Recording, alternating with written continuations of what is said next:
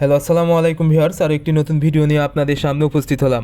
আজকের ভিডিওতে মূলত আমি আলোচনা করব আপনারা যারা বাসা বাড়িতে দেশি মুরগি পালন করেন, এই দেশি মুরগি থেকে কিভাবে সারা বছর ডিম নেবেন। আপনারা অনেকেই শখ করে দেশি মুরগি পালন করেন, তবে দেশি মুরগিকে আপনারা চাউল বা বিভিন্ন ধরনের ভাত এই জাতীয় খাবার দিন। সেক্ষেত্রে দেখা যায় দেশি মুরগি ডিম দেয়, কিন্তু 8 থেকে 10টি ডিম দেওয়ার পরে আর কিন্তু ডিম দেয় না। এরপর আবার 4 থেকে 5 মাস পরে কিন্তু ডিম দেয়। তবে আপনারা যদি দেশি মুরগিকে কিছু খাবার বা কিছু ওষুধ নিয়মিত দিতে পারেন, আশা করি আপনাদের দেশি মুরগি প্রতিদিন এবং সারা বছর কিন্তু ডিম দিবে, এবং এই ডিম বিক্রি করে কিন্তু আপনারা অনেক টাকা আয় করতে পারবেন। কারণ একটি দেশি মুরগির ডিম প্রায় 15 থেকে 16 টাকায় বিক্রি হয়। কিন্তু আপনারা যদি এই দেশি মুরগিকে একটু খরচ করেন, অর্থাৎ 4 থেকে 5 টাকা যদি খরচ করেন প্রতিদিন, তাহলে কিন্তু আপনারা প্রতিদিন একটি করে ডিম পাবেন। সেক্ষেত্রে দেখা যাবে একটি ডিম থেকে আপনারা প্রায় 10 টাকায় লাভ করতে পারবেন, এবং 100টা যদি মুরগি থাকে তাহলে প্রতিদিন 1000 টাকা কিন্তু আপনারা আয় করতে পারবেন।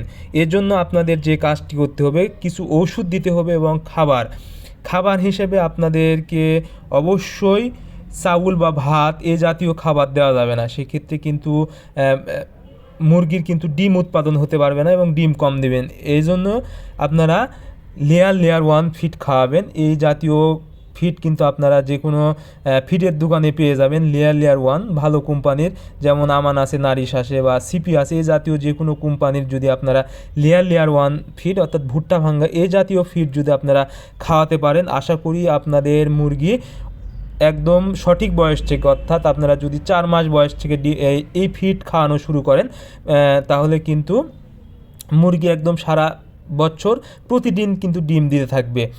আর এই ডিম যদি আপনারা প্রতিদিন নিতে চান, সেক্ষেত্রে অনেক সময় দেখা যাবে ভিটামিনের ঘাটতি পড়ে যাবে বা অনেক সময় খাওয়ার রুচি কমে যায়। সেক্ষেত্রে আপনারা জিঙ্ক ব্যবহার করবেন।